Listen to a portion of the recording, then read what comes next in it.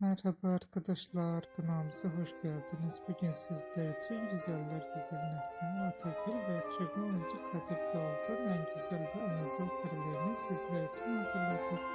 Neslihan Atagül ve Kadir Doğulu çifti Fatih Harbiye dizisinde birbirlerini sevmiş ve evlenmiştiler. Herkes gibi biz de onları birbirine yakıştırıyoruz. Ve biz de sizler için onların en güzel ve en romantik görüntülerini hazırladık.